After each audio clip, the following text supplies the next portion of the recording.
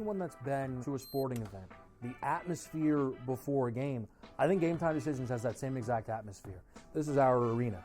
This is what we do. There is going to be an energy to Game Time Decisions that you will feel night in and night out. The excitement you get when you lock your bets in, when you're figuring out what you want to do, we can zone in on the biggest games each night. I want this to be the place that people come to before the games start so they feel as ready as possible to lock in their cards. We are going to hit every single one of those markets that you need to know about. We're going to go through every single thing, and I've got a great team behind me that's going to help me get the job done. There is not going to be a better place, I promise you, than Game Time Decisions to get that new information, react to it, and be able to then bet accordingly. We will have everything at our disposal, and we will use that to our advantage.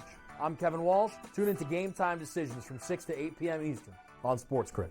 SportsGrid, your 24/7 sports wagering network. Fantasy sports today. Be a guy that's really useful in your fantasy rotation? I think the answer is yes. Game Time Decisions. And guess what? I'm going to lose the bet because he's injured again. Betting above the rim. He's got a broke J. That's all there is to it. He's got no confidence in that jump shot. My thing you've always heard me say on the network is you're either winning or you're rebuilding. In-game live all access. Wondering when that was going to happen, and the answer is it just did. Sometimes you think the bigger guy will have the advantage. Well, if the little guy can move, Joe, it's hard to hit the little guy sometimes when you're a big. In-game live, prime time. 1-1, I'm going to take a little flyer on Justin Rose. In-game live, overtime. As you sit here and listen, watch right now, you may want to consider placing that bet. It's smarter to be on SportsGrid.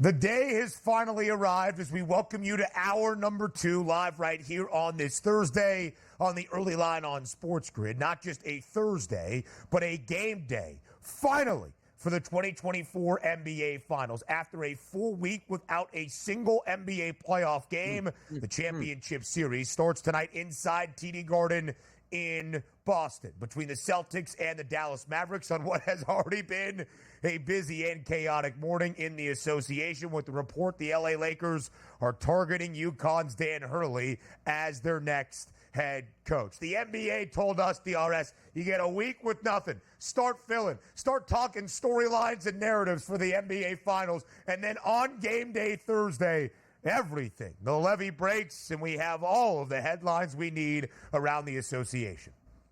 And by the way, if you are the NBA and you're supposed to be correlating this, and I think sometimes in the NFL they do this on purpose, why wasn't this story reported back on Monday? So we can get a lot of traction out of it here. Like, we had nothing going on in the NBA, and that you want to plant a story at basically 7 a.m. East Coast the morning before the NBA Finals has started. That's bad content, people. You need to get this story out. And also, who gets the okay to give that out early morning? Like, why was that the thought process? Like, you know what?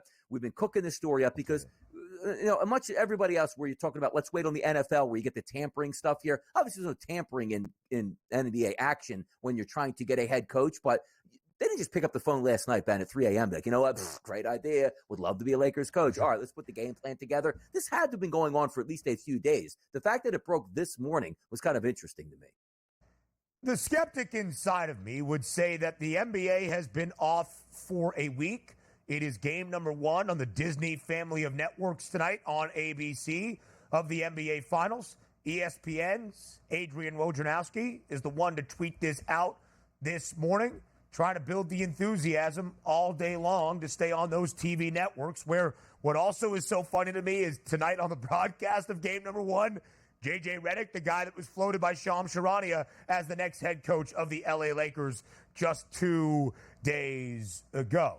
Fascinating stuff all day long for game number 1 of the 2024 NBA Finals. We continue to give you picks here for this NBA championship series. I asked Donnie who his series leader was before the break. He took a big plus money price, 16-1 on Kyrie Irving to lead the NBA Finals in assists. I actually go with a minus money price that I think is worth the payment. Minus 180 for Luka Doncic to lead the NBA Finals in scoring. Yeah. The reason I think it's worth the payment is because I believe even in a series defeat, Luka Doncic is going to score the most points in this NBA championship series. Why do I say minus 180 is worth the price? Well, let's just compare based on what we know from the odds perspective, game by game, throughout this NBA Finals. Luka Doncic has the highest points prop tonight at 31.5.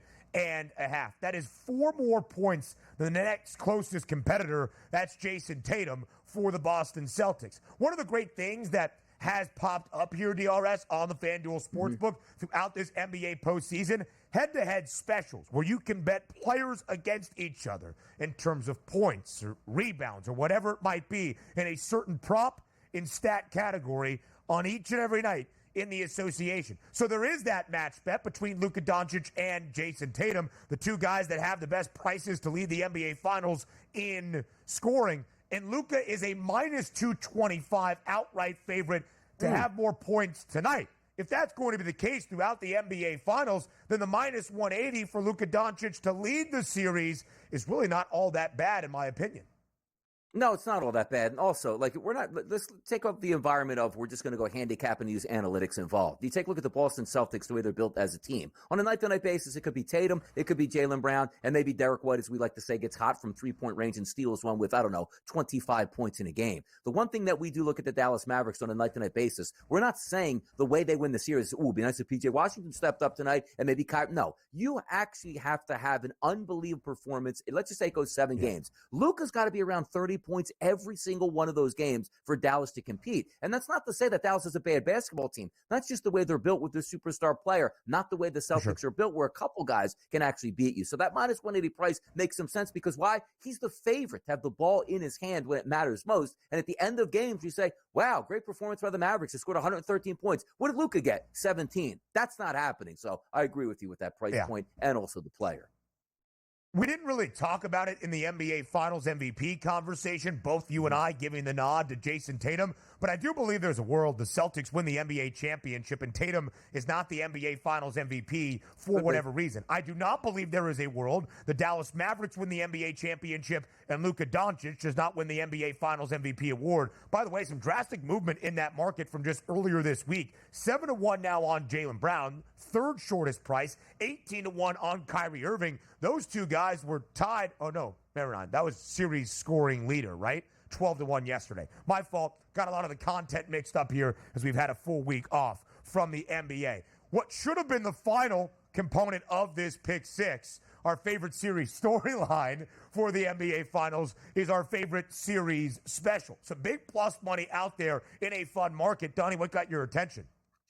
Yeah, we'll go again, a plus 650 price. And for keeping in that market of I do think Kyrie Irving can lead this series in assists, well, he's probably going to have 1 or 2 monster games in order to do that. And monster not meaning you got to get to 15. How about double-digit assists here? And it's Kyrie Irving to record 10-plus assists in any game here in the NBA Finals at a plus 650 price. As I said, sometimes you're just trying to equate to what you think the Boston Celtics are going to try to do to the Dallas Mavericks. And having said that, yes, every team is like, let's slow down their 2 superstars and force their B players to beat you, but that's usually the way it plays out. If you can get some good open looks from other players, Kyrie Irving's going to have that basketball in his hands a lot. If other guys can make open shots, he should be able to record 1 game of getting 10 assists. It's not multiple games. It's not averaging 10 assists a game. 1 game, 10 assists, a plus 650 price. I'll take that.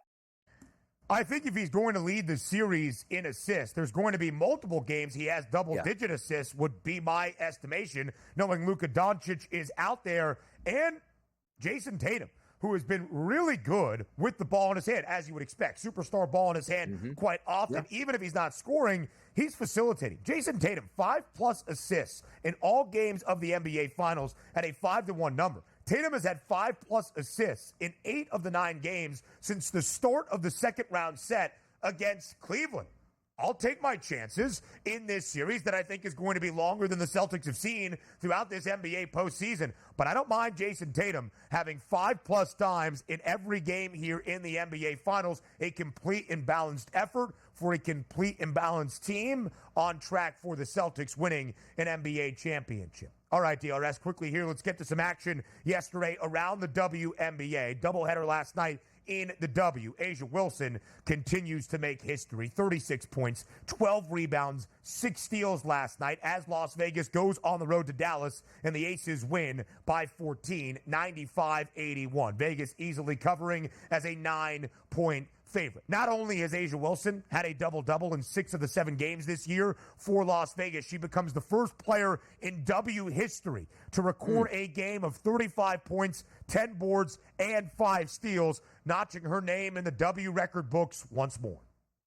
Yeah, there's a lot of great players in the WNBA, but certainly on a night-to-night basis, the expectations that Wilson gives you are that you should at least get a double-double. And how high does that double-double go? 36, 12, and 6. We have to understand this, too, is the games aren't as long as what you would say, like maybe in an NBA game where the statistics might be a little bit lower. She's been absolutely spectacular, and I don't see it slowing down here. So if you're looking for an MVP and maybe it's closed door already, it probably is, barring injury.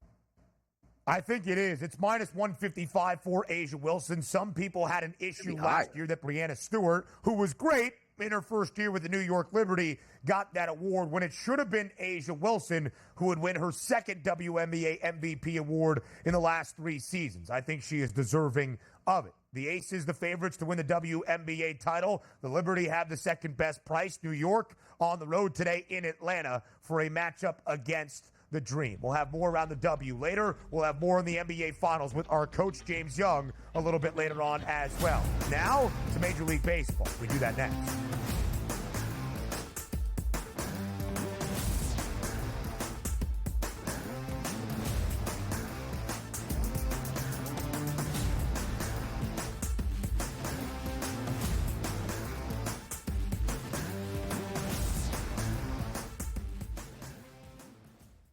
Anyone that's been to a sporting event, the atmosphere before a game, I think Game Time Decisions has that same exact atmosphere.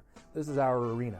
This is what we do. There is going to be an energy to Game Time Decisions that you will feel night in and night out. The excitement you get when you lock your bets in, when you're figuring out what you want to do, we can zone in on the biggest games each night. I want this to be the place that people come to before the game starts so they feel as ready as possible to lock in their cards. We are going to hit every single one of those markets that you need to know about. We're going to go through every single thing, and I've got a great team behind me that's going to help me get the job done. There is not going to be a better place, I promise you, than Game Time Decisions to get that new information, react to it, and be able to then bet accordingly. We will have everything at our disposal, and we will use that to our advantage. I'm Kevin Walsh. Tune into Game Time Decisions from 6 to 8 p.m. Eastern on SportsGrid. SportsGrid, your 24/7 sports wagering network. Fantasy sports today. Be a guy that's really useful in your fantasy rotation? I think the answer is yes. Game Time Decisions. And guess what? I'm going to lose the bet because he's injured again. Betting above the rim. He's got a broke J. That's all there is to it. He's got no confidence in that jump shot. My thing you've always heard me say on the network is you're either winning or you're rebuilding. In-game live all access. Wondering when that was going to happen, and the answer is it just did. Sometimes you think the bigger guy will have the advantage. Well, if the little guy can move, Joe, it's hard to hit the little guy sometimes when you're a big boy, right? In-game live, prime time. 3-1, I'm going to take a little flyer on Justin Rose. In-game live, overtime. As you sit here and listen, watch right now, you may want to consider placing that bet. It's smarter to be on SportsGrid.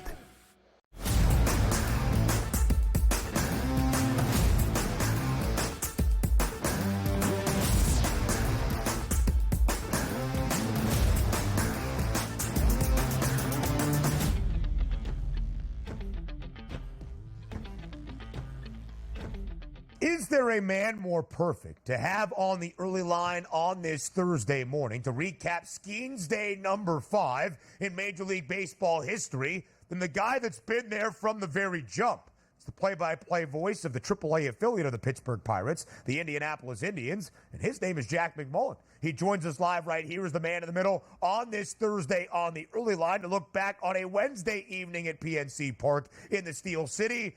and another gem of an outing in the early career of one Paul Skeens. Jack, thank you so much for taking the time to join us here on SportsGrid. 100%, man. How much fun was that? How much fun was matchup number one with Ohtani, where he punched him on 3 straight fastballs, and then number 2 with Ohtani, where Ohtani got back to meet him. And I'm not sure if you guys saw, but Skeens actually smiled when the ball left Ohtani's bat, because it's, what more can I do? It was 100 located at the top of the zone, and he turned it around and hit it out dead center. Sometimes the greatest players in the game just beat the other great players in the game. And that, I think, was Skeens' first taste of that. And the Buccos yesterday, a victory in Skeens' 5th MLB career start. In fact, Pittsburgh has won 4 of the 5 starts that Paul Skeens has made. And yesterday, Jack, the Pirates were a slight home favorite against the LA Dodgers, just the 3rd time in 63 games this MLB season. The Dodgers were even booked as an underdog, 10-6. The final. So there were the great moments in the theater yesterday between Skeens and Ohtani. But in the overall 5-game sample size of Paul Skeens' MLB career, Jack, what have you made of his debut in Major League Baseball? He looks immediately great, which is crazy and not something you ever say about any prospect, literally ever. But this guy comes up, and you knew in college that 101 was going to play. You knew in AA last year, albeit he got roughed up in an inning and 2/3, that 101 was going to play. And, I knew in 6-7 starts he made with AAA that 101 was going to play. And then he introduces new layers about himself. He shows us this splinker. And opponents, he's throwing it 32% of the time. Opponents are hitting 061 against that splinker, which is that splitter sinker hybrid that is coming out at 95 somehow, because he's one of the very few humans on the planet that can make a pitch like that, do that at that speed. He's got multiple iterations of his slider. He is a much more layered pitcher than I think we ever really expected. And he added those layers before he got to the big leagues. And now that he's in the big leagues and he's all systems go, I think we're seeing fully unlocked Paul Skeens. The crazy thing is, this guy started pitching full time last year. There's so much more maturation that can come from this guy. We could be seeing a great, great career, maybe a Hall of Fame career, get started right now.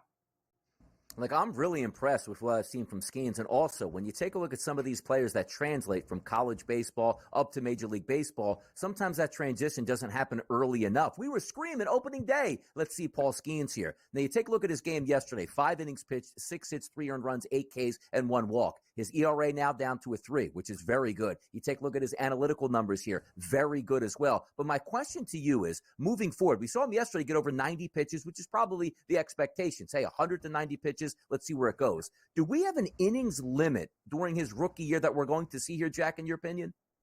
It's tough. I would assume no, because of the way he started the season in AAA. He was on a firm innings and pitch count in AAA, and you can kind of approach that a couple of different ways. I think Steven Strasburg, Matt Harvey, when we saw the innings limit that, really made its way into Major League Baseball, that came at the end, and it was a shutdown of Harvey, and it was a shutdown of Steven Strasburg, and everybody was like, hey, they have a chance to fight for a postseason berth. Why can't we do this? Why can't they be a part of this?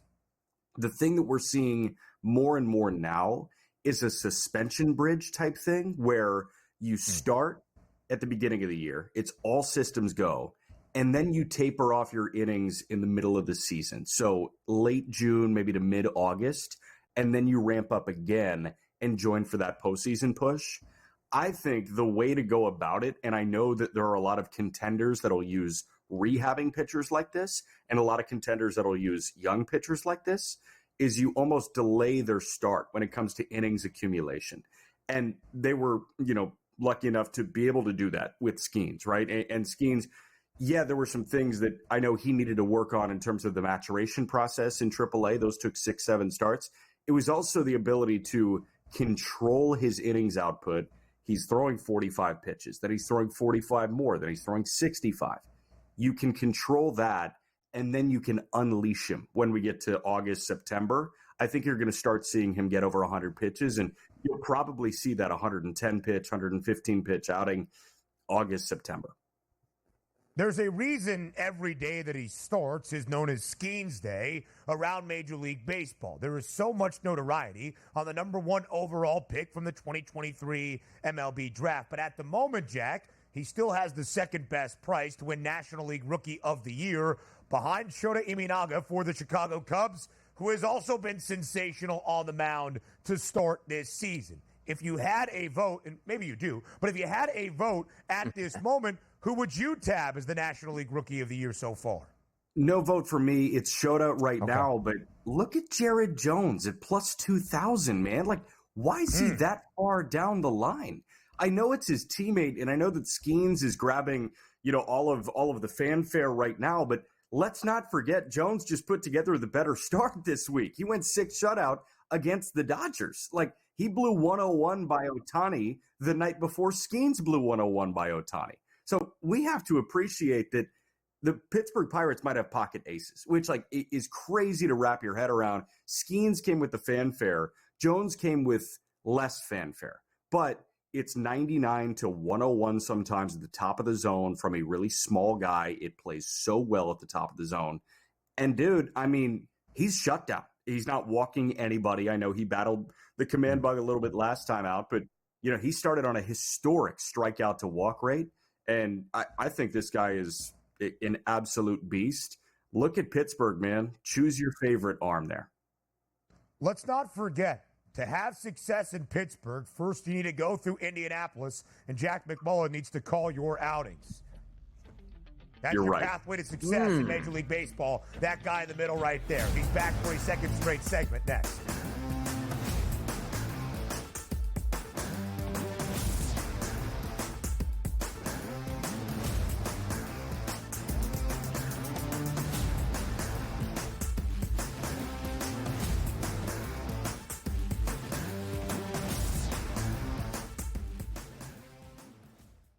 Anyone that's been to a sporting event, the atmosphere before a game, I think Game Time Decisions has that same exact atmosphere.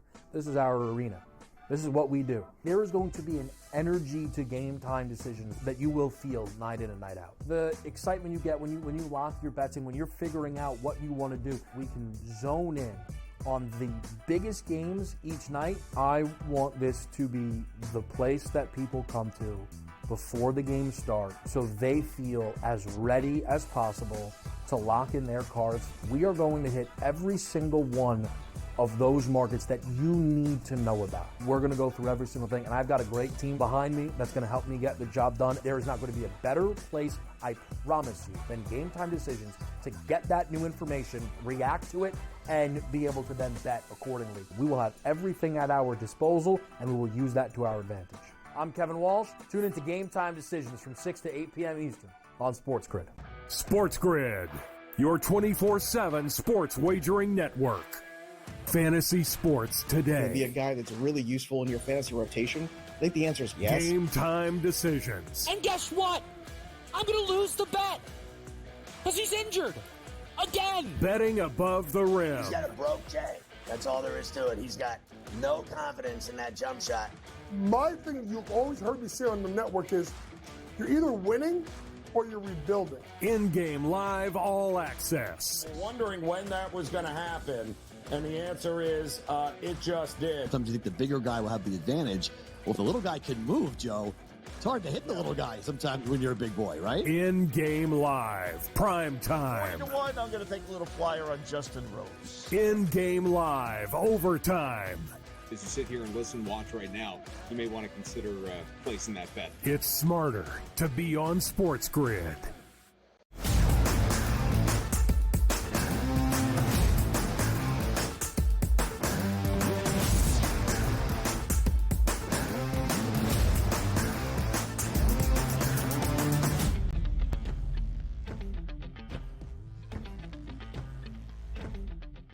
Jack McMullen here for a second consecutive segment to go around his MLB map. Here we are into the first week fully of June, following Memorial Day around Major League Baseball. We get that true assessment now, Jack, more than 2 months into this campaign of where teams really stack up and those individuals in Major League Baseball this year. We start with the individual awards, the MVP races in both leagues. I direct your attention first at the American League MVP odds. Aaron Judge, the favorite at plus 180, 30 cents in front of his New York teammate, Juan Soto. Jack, the question is simple. Will the American League MVP be one of those two guys from the Pinstripes this season?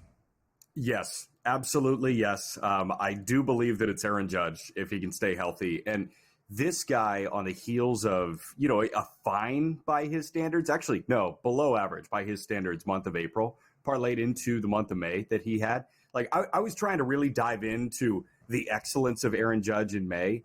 This guy, I think, finished the month with an OPS over 1,400 in May, which is utterly insane. And I was looking at the highest single month OPS in, the last however many years. I think it's the best single month OPS since Chipper Jones in 2006. I think Giambi had a month in 05 where he was crazy. But then you go back to like Bonds in 01 and 04. That's the kind of month that he had. And he went from, I think, outside the top 60 in OPS at the end of April to the top at the end of May, which is absolutely insane. And that's who this guy is when he's on the field. Him and Soto, listen, they got to figure out a way to break the bank. And I saw the reports that they're trying to, scale down payroll going into next year. Let's get that thing up for Juan Soto, man, because like Judge and Soto sharing an outfield for the next decade that's the key to happiness in New York City. And I know New York City, it's really hard to find happiness there, Ben. I'm sure you can speak to that. But no, man, it is absolutely insane what they have going on. And if you're a Yankee fan, these are the good years that don't have the ring. So if you're a young Yankee fan, know that these are the good years for you coming up. It's crazy, too, because I agree with you. You look at Soto, a guy who always gets on base, and the slow start from Aaron Judge. You look now on base percentage, it's actually Aaron Judge slightly ahead of Juan Soto, which shows you how incredible that last month has been. If we do flip it over to the National League and take a look at that MVP market, Jack, similar to what we're seeing here actually in the American League, two players on the same team at the top of the standings. That's Mookie Betts and Shohei Ohtani, followed by Bryce Harper. So I ask you the same question. Do we think it's going to be between Betts and Ohtani for MVP in the NL? So here's the thing, like this table will tell you that baseball is boring because it's a 2-horse race. I don't think baseball is boring. At this point, it's fun. There are other good teams and there are other good players, I promise, but it's kind of nice that the Yankees and the Dodgers both have, arguably the top 4 players in the game right now, at least hitting wise. I do think it's going to be one of the Dodgers. I honestly lean Ohtani because what this guy is doing with the bat is utterly insane. And, he's going to be the DH to win the MVP because if anybody's going to be the first one, he's going to be the first one to do it. It's crazy what he's doing. Obviously, Mookie playing short adds a level of dynamicism that Ohtani's just not going to have as a DH. And, when you think about the voting pool, they could look at that and it's like, hey, new shortstop really holding his own. By the way, he's one of the best hitters in baseball. That gives him brownie points. So I understand the pricing on Mookie, but I think Ohtani is going to put together the better year from the stick alone. It's absolutely insane. The other guy on that list of 5 is William Contreras. The Brewers are playing really good ball right now, and William Contreras has turned himself into one of, if not the best catchers in all of baseball. I look down there when it comes to value, but Betts and Ohtani, I do believe it's going to be a Dodger. Listen, this would be the only year, perhaps, with Ohtani not on the mound, that he's not going to run away with the National League MVP award. So get it while you can. Quickly here, Jack, we go to the pennant prices in both leagues. In the American League, the Yankees a short favorite, even well in front of the Baltimore Orioles. In the National League, there's that tier of 3, the Dodgers in front, the Phils, and then the Braves with the injuries to Spencer Strider and Ronald Acuna Jr. About 40 seconds left in this segment. Are there any other teams we need to be keeping an eye on other than the ones I named and listed? No, I don't necessarily think so. I think Seattle is a good one to take a peek at because they are going to be buyers at the deadline, and they need an offensive shot in the rear end, and I think that they're going to get one. They have the best starting rotation in baseball, not by ERA right now. The Yankees do, and it's crazy. And I know Clark Schmidt's on the shelf. That kind of makes a seamless transition in for Garrett Cole when he's back from rehab. Looked awesome in AA the other night, by the way. But awesome. I do think it's the Yankees that should be at the top, but the Mariners are the team that I would watch. Zach McMullen, we appreciate the time as always. NBA Finals previews next.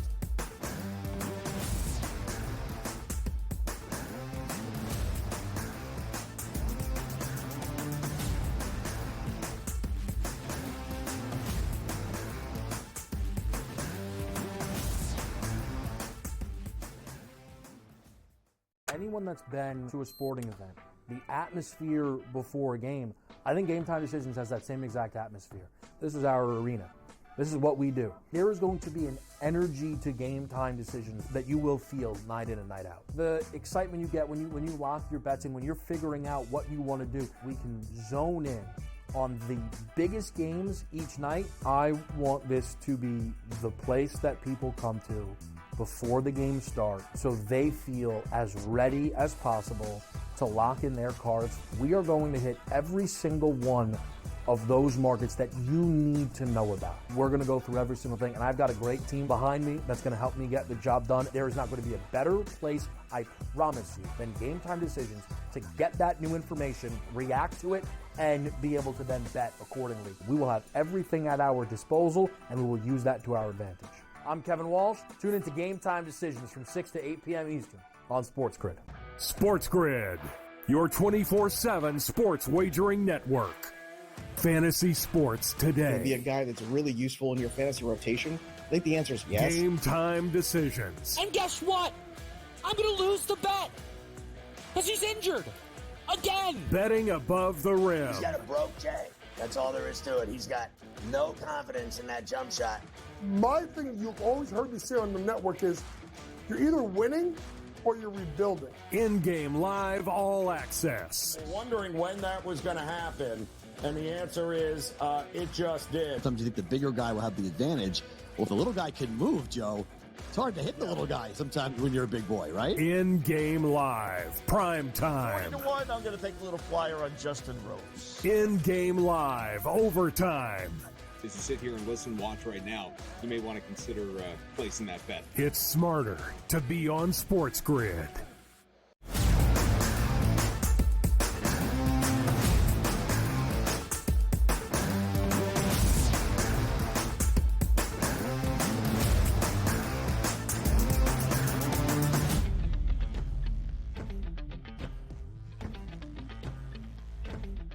Oh, the NBA is back. After a full week without a single NBA playoff game, tonight is game number 1 of the 2024 NBA Finals in Boston. But we don't have to wait until around 8 p.m. Eastern time inside TD Garden. We got some big blockbuster news bright and early on this Thursday as we welcome in our coach, James Young. JY live right here for the next half hour on this Thursday on the early line. JY, the big bombshell report this morning from ESPN's Adrian Wojnarowski that Dan Hurley is being targeted as the LA Lakers' next head coach. So many different angles and wrinkles to this story, but we first start with your immediate reaction. When you saw this report from Woj, what was the first thing that went through your head? First thing that went to my head is got on my phone and I tried to reach out to some people that I know the Hurley family pretty well, that I know, just to kind of get their thought process on it. But what I found is number one, and I want people to understand this is not going to be an easy decision at all for Dan Hurley. Dan Hurley is extremely loyal to his family.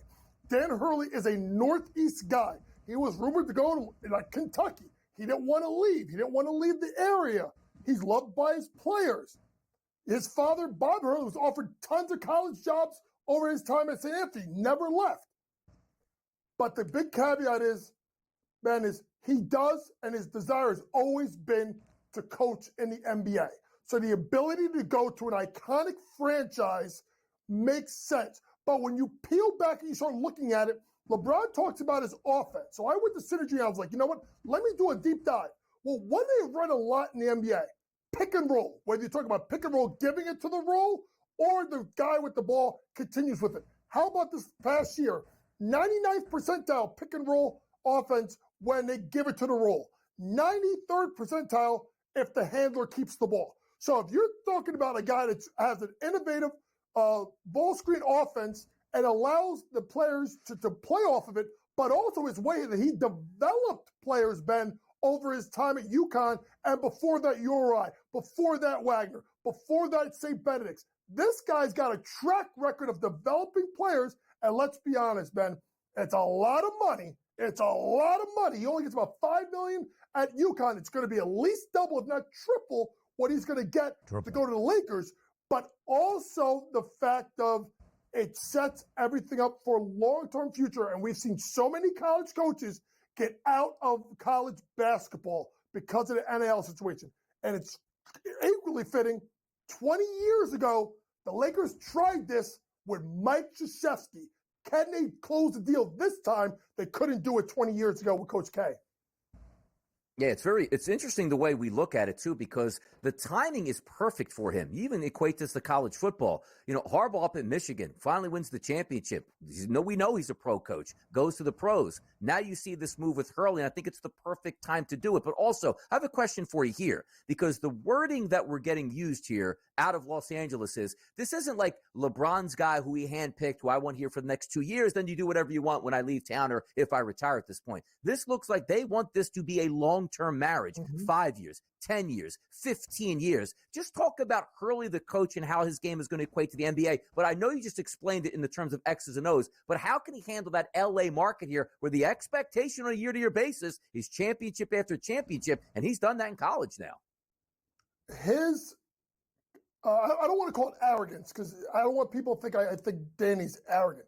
His confidence, the way that family's been, they won't run from this. If this is what Dan wants, Dan's going to do it, and Dan's going to succeed because that's the Hurley way, guys. That's the way I've seen it since I was a kid. That's the way I've seen it coaching, going on the other sideline against Dan when he was at St. Benedict's, going against Bob Hurley, when he was at St. Anthony.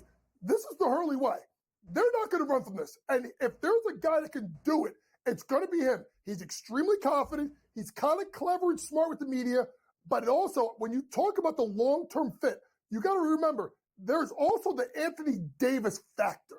That is going to come into this as well because AD should be staying for the Lakers for the foreseeable future, and that team's going to be handed over to them. So I'm sure as much as LeBron James is involved, you would think that Anthony Davis would put a stamp of approval as well.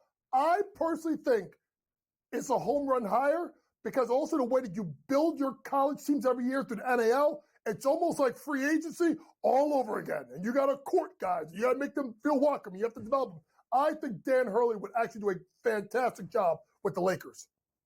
About a month and a half ago, not all that long after Dan Hurley guided UConn to its second consecutive national championship, Dan Hurley appeared on J.J. Redick's podcast, The Old Man and the Three, and was breaking down basketball. A fascinating conversation between two brilliant basketball minds. And LeBron James, who also co-hosts a podcast with J.J. Redick, replied to a social media clip and said this: "He's so damn good," with multiple explanation points, along with his staff.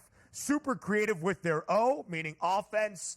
Love it. You have LeBron James and his rumored podcast co-host, J.J. Redick, who the Lakers had zeroed in on to become their next head man, and now his appreciation for Dan Hurley. One final question, JY, out of me. You mentioned it. You have been there in the same New Jersey coaching circles as the Hurley family for a very long time. You have coached against Dan. You have coached against Bob Hurley Sr. So when you come on the show and you say to us, the first thing you did was you sent messages out to sources familiar with the family and the situation to kind of get some further info. I ask you the question like this: what percentage would you actually give it that Dan Hurley becomes the next head coach of the LA Lakers from what you are hearing? Honestly, I'm going to say right now it's 40% that he goes, but the one person he's got to convince, Mrs. Hurley. If she gives the go-ahead, it's going to be a wrap because this has been Dan's dream, and everybody knows in the area he wants to be, and this is why he probably didn't go somewhere. And Donnie made a good point. You got to strike where the iron's hot.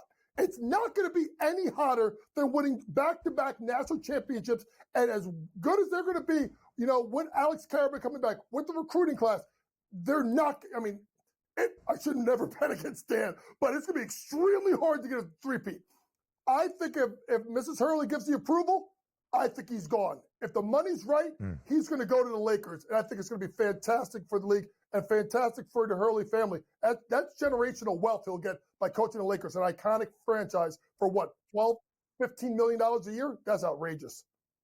Absolutely. Let's also look at the other side of the spectrum here. If he does leave for Los Angeles, that leaves a coaching hole here in UConn where just about every job and every coach is signed on for next year, which includes the players and the transfer portal now opening up if UConn does get a coaching change. Where do we see UConn in the near future here, Coach? Well, first things first, Donnie, if a coaching change happens, it's a 30-day window, if I'm mistaken, if guys can go into the portal. I'm making 2 phone calls.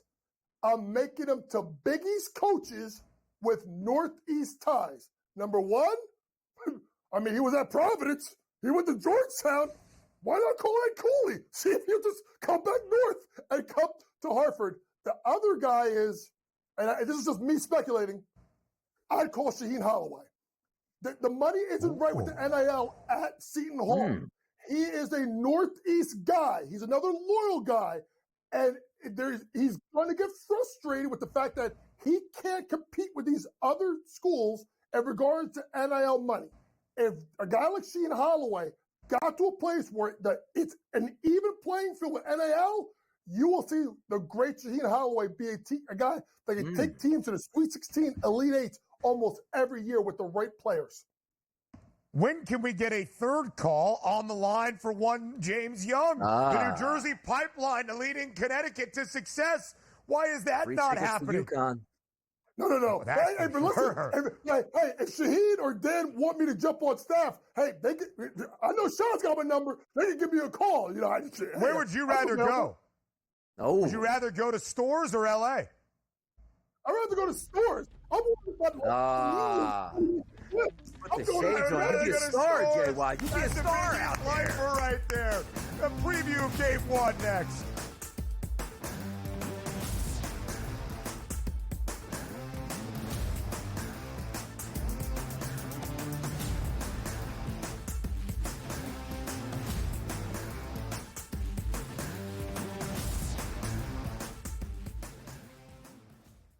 Anyone that's been to a sporting event, the atmosphere before a game, I think Game Time Decisions has that same exact atmosphere. This is our arena.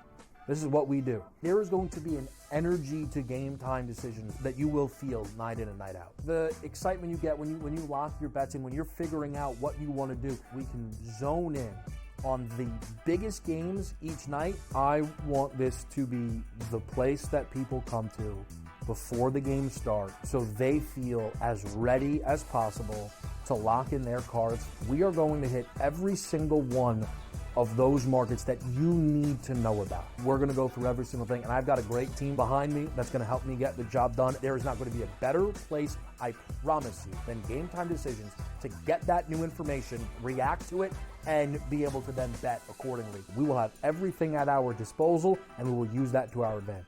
I'm Kevin Walsh. Tune into Game Time Decisions from 6 to 8 p.m. Eastern on SportsGrid. SportsGrid, your 24/7 sports wagering network. Fantasy sports today. Be a guy that's really useful in your fantasy rotation? I think the answer is yes. Game Time Decisions. And guess what? I'm going to lose the bet because he's injured again. Betting above the rim. He's got a broke J. That's all there is to it. He's got no confidence in that jump shot. My thing you've always heard me say on the network is you're either winning or you're rebuilding. In-game live all access. Wondering when that was going to happen, and the answer is it just did. Sometimes you think the bigger guy will have the advantage. Well, if the little guy can move, Joe, it's hard to hit the little guy sometimes when you're a big boy, right? In-game live, prime time. 20-1, I'm going to take a little flyer on Justin Rose. In-game live, overtime. As you sit here and listen, watch right now, you may want to consider placing that bet. It's smarter to be on SportsGrid.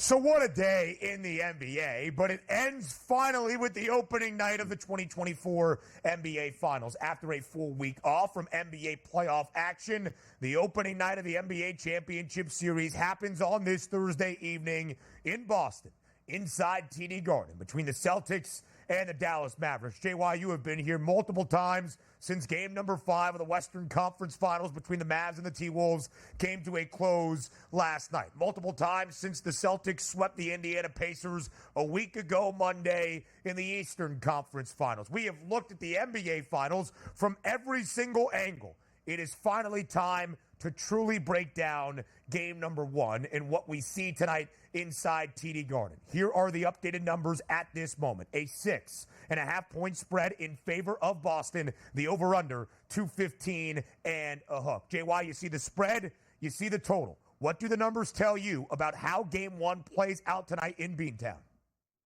Well, the numbers tell you that they think that Boston should be able to jump them right off the bat, but I'm just not so sure. I think this number, Ben, I think it's a little bit high here. It opened at 5.5, moved to 6.5. It's kind of stood at 6.5. I see a pathway where this game is covered by Dallas. I think Dallas is a team defensively that can grind your gears and kind of get after you a little bit. And I do think you have a situation where I think they can keep the game close, if not steal it. So I like Dallas plus the 6.5 right off the jump. When you look at the total, right, and you're thinking about 215.5, and you think about two good defensive teams, I look at the offensive shot making from both sides. I also look at the fact that if I think the game's going to be close, you now look at foul situations, stop clock, advance the ball, more possessions the last 2 minutes of the game. So to me, I like the plus 6.5, and I like over 215.5 in the game tonight. I think there'll be points. I think 220 plus tonight. I think there's going to be some offense.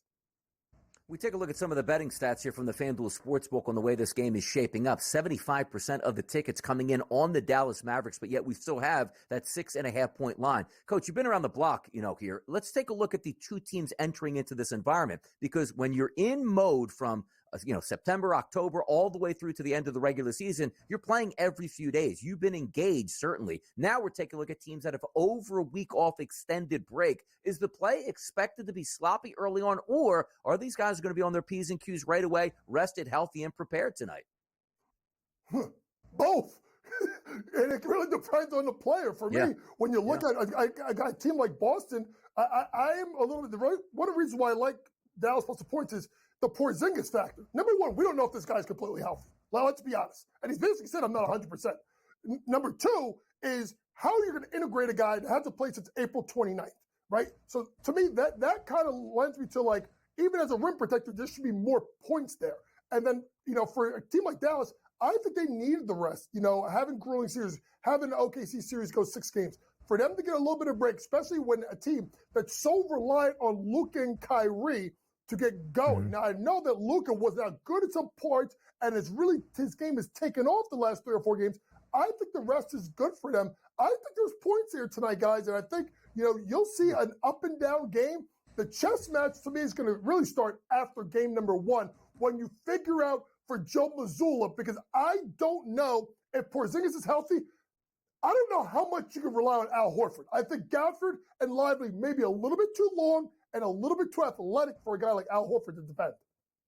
Both of these two teams enter game number 1 of the NBA Finals having gone over in 5 of their previous 6 playoff games. Kristaps Porzingis playing for the first time since April 29th. That was game 4 of the opening round against Miami. His points prop tonight, 15 and a hook. But JY, when we think of the magnitude of tonight's opening game, we start with the Jays, the staples of this core for the Boston Celtics, back into the NBA Finals for a second time in the last 3 years. This group, this tandem, they will be judged by ultimately taking home championship banner number 18 for this Celtics franchise. Tatum's points prop tonight, 27.5. Brown's points prop tonight, 23 and a hook. How important is it for both of these stars for Boston to match the occasion of game number 1 of the NBA Finals tonight?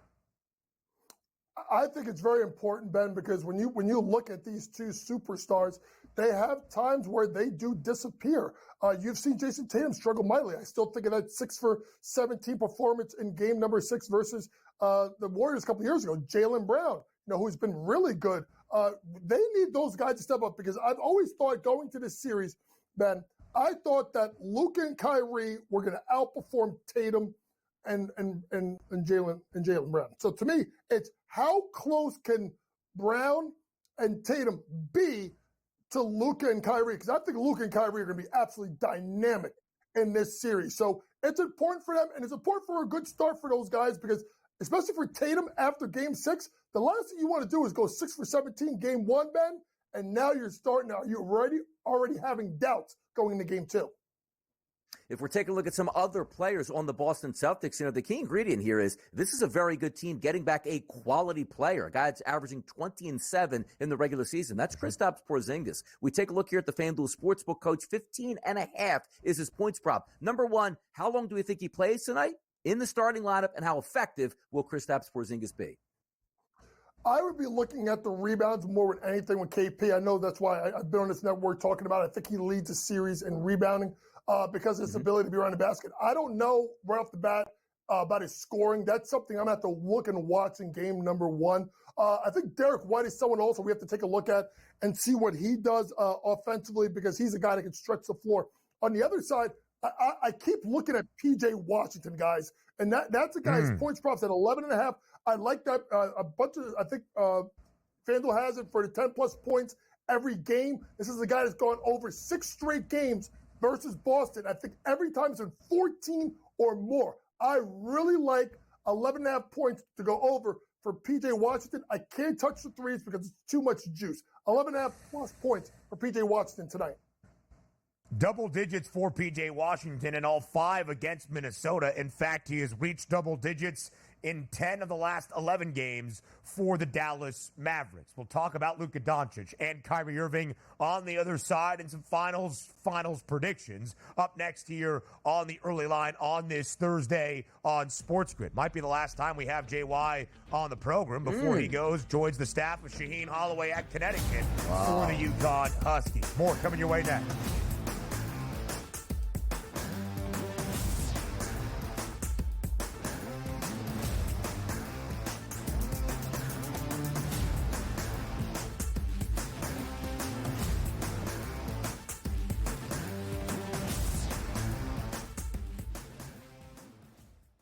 Anyone that's been to a sporting event, the atmosphere before a game, I think Game Time Decisions has that same exact atmosphere. This is our arena. This is what we do. There is going to be an energy to Game Time Decisions that you will feel night in and night out. The excitement you get when you lock your bets in, when you're figuring out what you want to do, we can zone in on the biggest games each night. I want this to be the place that people come to before the game starts so they feel as ready as possible to lock in their cards. We are going to hit every single one of those markets that you need to know about. We're going to go through every single thing, and I've got a great team behind me that's going to help me get the job done. There is not going to be a better place, I promise you, than Game Time Decisions to get that new information, react to it, and be able to then bet accordingly. We will have everything at our disposal, and we will use that to our advantage. I'm Kevin Walsh. Tune into Game Time Decisions from 6 to 8 p.m. Eastern on SportsGrid. SportsGrid, your 24/7 sports wagering network. Fantasy sports today. Be a guy that's really useful in your fantasy rotation? I think the answer is yes. Game Time Decisions. And guess what? I'm going to lose the bet because he's injured again. Betting above the rim. He's got a broke J. That's all there is to it. He's got no confidence in that jump shot. My thing you've always heard me say on the network is you're either winning or you're rebuilding. In-game live all access. Wondering when that was going to happen, and the answer is it just did. Sometimes you think the bigger guy will have the advantage. Well, if the little guy can move, Joe, it's hard to hit the little guy sometimes when you're a big boy, right? In-game live, prime time. 1-1, I'm going to take a little flyer on Justin Rose. In-game live, overtime. As you sit here and listen, watch right now, you may want to consider placing that bet. It's smarter to be on SportsGrid.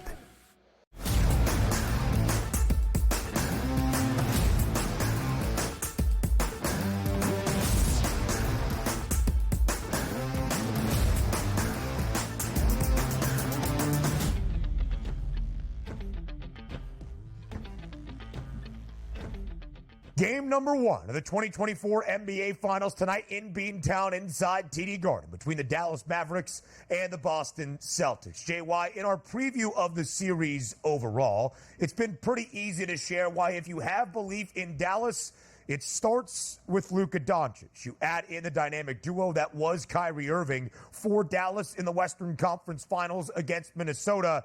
That's your path. If they can outplay the Boston Celtics almost single-handedly between the pair, that's how Dallas ends with his second NBA championship in 3 NBA Finals appearance in franchise history. So when you look at Luka Doncic and Kyrie Irving for tonight, 31.5 is the points prop for Luka. 23.5 is the number for Kyrie Irving. What does Dallas need out of this duo in terms of offensive output if the Mavericks are going to steal game 1 on the road? 50 combined points. No matter how you slice it tonight, 50 combined points. And what you need, guys, is I need Kyrie to not wait. I need Kyrie to be ultra aggressive from the jump. You have seen, I know we've talked about I've talked about this term all the time. First side, second side of the floor, and I need right off the bat a guy like Kyrie Irving to be willing to shoot the ball and try and go off early. One thing that's interesting enough, Kyrie's points prop for the first quarter is over 4.5 points at -118 right now on the FanDuel Sportsbook, and I think that's something I'm going to look for. I'm going to look for Kyrie to be a little bit aggressive because if you look at it, if I'm Jason Kidd, I'm putting Luka Doncic on the first side of the floor with Drew Holiday, hopefully engage a second defender. Then I throw it to Kyrie, where I think he's got as much or a better mismatch offensively against Derek White, and try to get Kyrie going. Because he's in Boston, because of the hatred, because of how they're going to treat him, I think it's important for him to get going early, get him a couple of shots, and let him relax. I like Kyrie Irving first quarter over 4.5 points.